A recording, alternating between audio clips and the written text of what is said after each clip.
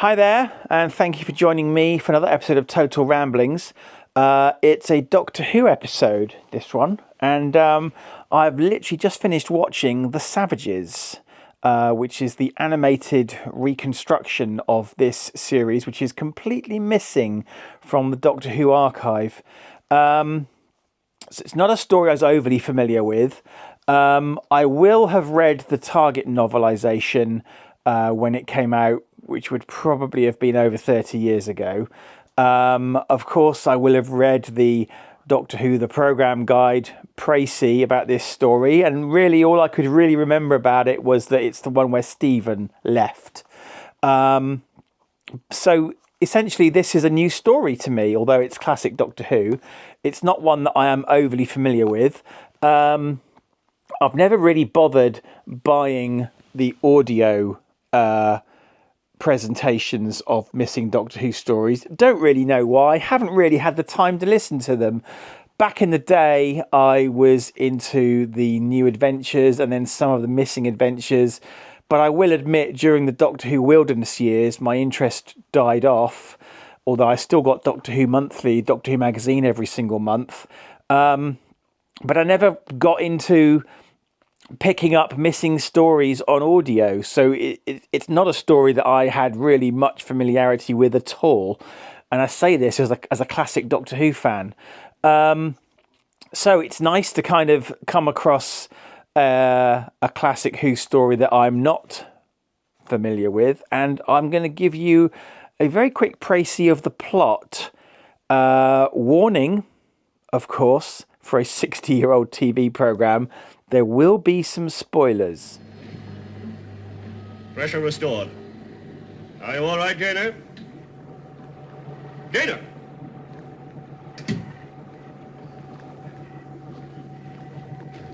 Jano!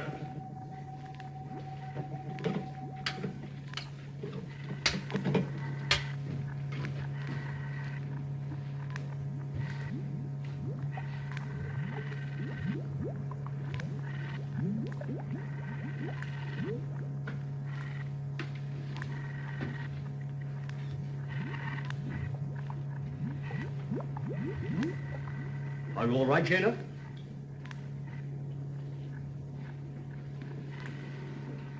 For a moment, I was afraid that... What's all the fuss about? I'm quite all right. The trouble with you people on this planet is that you don't understand... Jana? You belong to this planet. You're one of us. One of... Yes. Yes, of course. I'm afraid I'm not quite myself. I understand. You must rest, Jana. I shall give instructions that you're not to be disturbed. An excellent idea. After an experience like that, one takes time to become adjusted. I suppose my two young friends... Avon and Flower? Good gracious, no. Stephen and Dodo, the child with the ridiculous name. The strangers? Oh, strangers to you, perhaps. But I have known them both for... Yes. Yes, of course. The strangers. I believe you, Jana.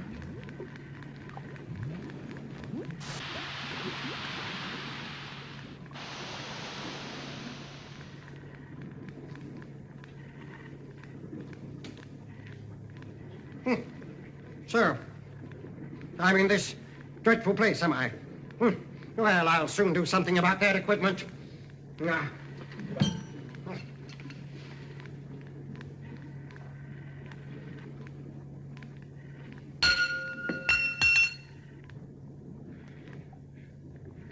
What's happened to me? What's happened to me? Anyway, the TARDIS lands on a planet that remains completely unnamed throughout the entire story. The Doctor seems to know where he is. He says, we're in an era of peace and prosperity, and promptly wanders outside the TARDIS.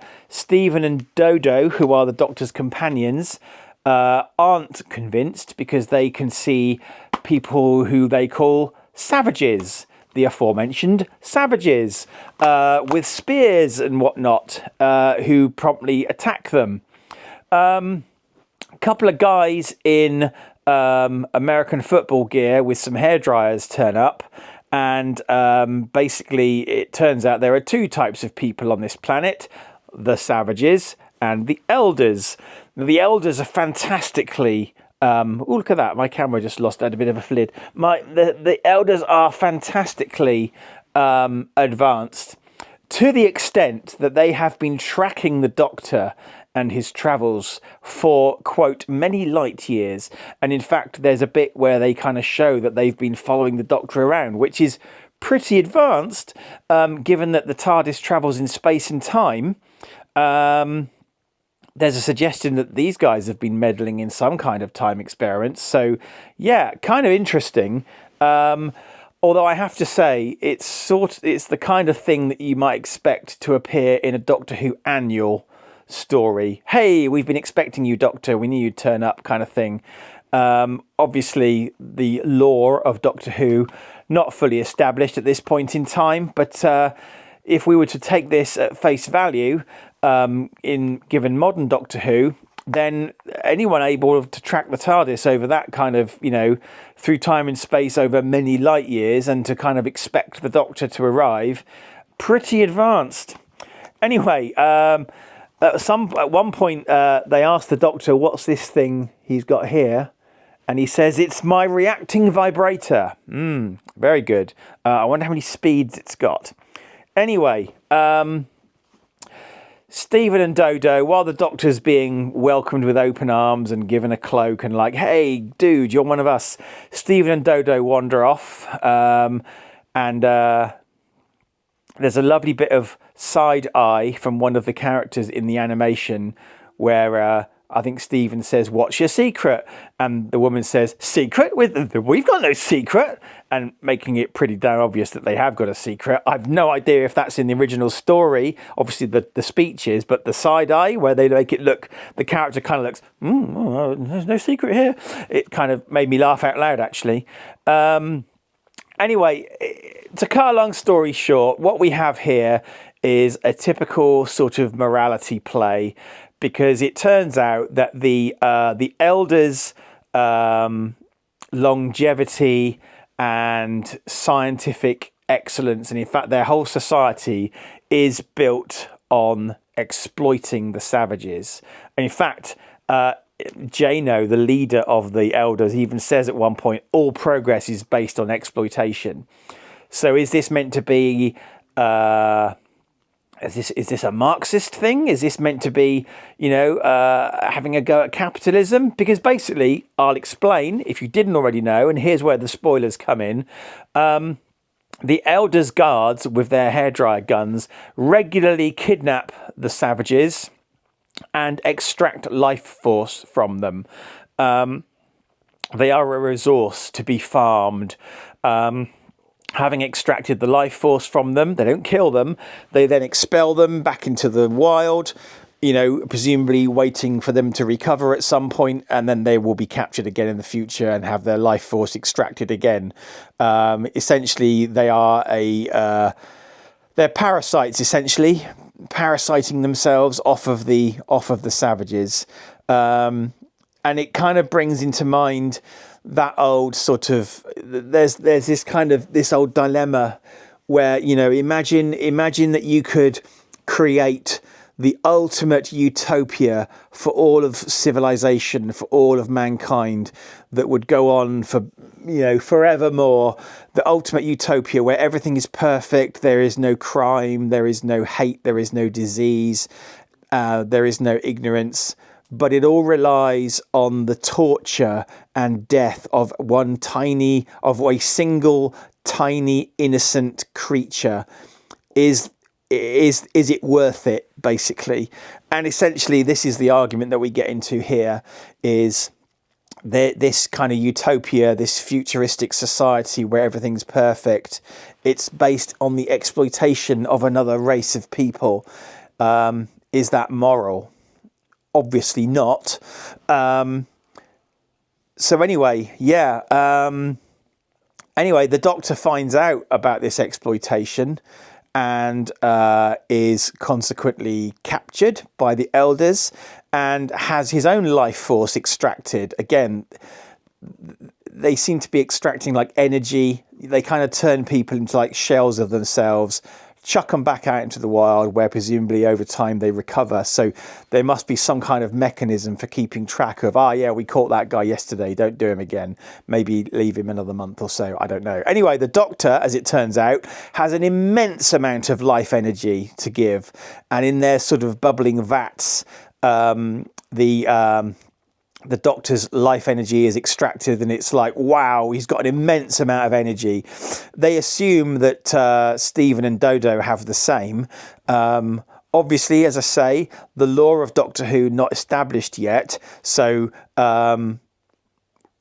we don't necessarily know that they would have the same life energy as the Doctor, because we now know that the Doctor is, of course, an alien from the planet Gallifrey, ostensibly, and, you know, has so much life energy that he can exist across multiple lifespans. So, you know, it kind of ties in nicely with the sort of the knowledge of the Doctor that we have now. But then something interesting happens. The leader of the Elders, Jano, says, well, to his credit, he says, well, I'm not prepared to let anyone else take the risk of absorbing this particular life energy. Let me try it. And immediately suffers some kind of metaphysical crisis, because he essentially inherits the attributes of the first Doctor to a degree, and now has a kind of split personality where he can now kind of see the perspective of the Savages as well as the Elders, and starts sabotaging essentially the Elders' plans. And ultimately, what happens at the end, spoilers, is that all the equipment of extracting this life energy is destroyed. The Elders and the Savages are kind of forced to come to terms with each other. And I have to say, Stephen is kind of bullied a little bit into sort of, both the Elders and the Savages say, well, we need someone to lead us now because, you know, and Stephen kind of gets bullied into leaving the TARDIS crew. He's kind of like, I don't think I can. Yeah, of course you can. You're the leader now. Oh, okay. And the Doctor's like, good luck. And that's the end of Stephen. Not quite what I was expecting, but that's what happens. Stephen's essentially dumped, left behind, and now has to put this fractured society back together. I mean, what could possibly go wrong with that? Yeah, so that's the story in a nutshell. I'm kind of reminded of, there's like an episode in the 70s of Space 1999, Mission of the Darians, which is kind of like where you've got kind of a superior race absorbing the life force of a bunch of savages. I wonder if that was taken, or if that was influenced by this story. It kind of makes me think of a lot of original Star Trek, this story, you know. Our heroes turn up to a divided planet, discover that there's injustice, smash a bunch of stuff, sort it out, and then bugger off. And, you know, this is kind of like a typical, like I say, it's a typical sort of morality play, really. Fairly straightforward. I can't help but think that maybe modern Doctor Who might add a little twist to it somewhere along the lines. You know, maybe modern Doctor Who, you might discover, and I'm making this up literally as I go along. The only notes I've got are some notes I wrote down during watching this. I haven't thought about this before. This is just coming to me right now. Maybe modern Doctor Who, the twist would be that the Savages in the past were the oppressive race, and that this is maybe, you know, the Elders have got into this position because they sort of, maybe they were the oppressed people to start with, and things have kind of turned around 180 degrees. And maybe we're in a cycle where, you know, sometimes it's group number one that's on top oppressing group number two. And it so happens that at the moment it's group number two oppressing group number one. That would be an interesting dynamic if you know, it turns out that actually it's not as black and white as you might think it is. I don't know. I'm making this stuff up as I go along. It's just a thought. Obviously, I am assessing the animation here. So for those who don't know, this is the original audio from the original broadcasts, which was recorded, put together with animation. And I watched the colour version. So there's black and white and there's colour. And there's also some photographic reconstructions and surviving footage. I watched the surviving footage straight after I watched this story in colour, and there's like about 5 scenes, most of which are from episode 4, and very dark. In terms of not in terms of tone, but in terms of, you know, the black and white, the coloration, it looks very dark. I think it's been recorded off the screen with a telecine camera or something like that. So very hard to make out some of the details. It looks to me like the sets that were designed in the animation, they don't look much like what's in the surviving footage, which is fine. They don't necessarily have to. Just for your information, some kind of like backgrounds from some of the animation in this story. Yeah, so I watched the surviving footage straight after. I think the animation in this was perfectly serviceable. I enjoyed this. I enjoyed watching this. As I've said before, William Hartnell is not my favourite Doctor, and I'm by no means saying that he's a bad Doctor, but ultimately, if you're going to start ranking your Doctors, you have to have a least favourite, right? And mine is William Hartnell. I don't dislike him. I think, obviously, he was the first Doctor. We wouldn't have the series now if it wasn't for William Hartnell, so I'm not dissing William Hartnell, so don't send me hate messages, but he's my least favourite Doctor. Mainly because I find a lot of the stories very slow. I don't like historical stories, which this is not one of, and I struggle sometimes. It's not a black and white thing, because Patrick Troughton is in fact my favourite Doctor, and his stories are all in black and white as well. But anyway, I did quite enjoy this. Obviously quite a simplistic, and I'm going to say it again, morality play at the end of the day. The animation, I thought it was fine. The animation for the recreated Doctor Who stories can be variable. This perfectly serviceable. I realise that it's on a limited budget. You know, we're not exactly talking CGI kind of budget here. I thought it was fine. I followed the story with no problems. I watched it in colour, as I said, and I thought that was quite good. I did think that when Stephen didn't always look like Stephen. Stephen was played by Peter Purves. When Stephen was looking straight at you, he didn't look like Peter Purves. When he was kind of like quarter profile or sort of side profile, it looked like Peter Purves. But looking straight on, not really. I thought the face was a bit too long. Also, and I don't know if this was in the original series because I haven't looked at the photographic reconstruction of the guards. We had a few guards with sort of voices and personalities. But then when we got to the later parts of the story, especially when there's like a gun battle between hairdryer guns, one's controlled by Stephen and one controlled by the guards, they've got their faces covered now, presumably to avoid having to animate them. Not criticism, it's kind of fine. I get it, right? But obviously I'm talking about the animation here. I can't comment on the original story because nobody's seen it for 60 years. We don't know what it looks like, really, apart from those few clips that I mentioned and the photos that we've got.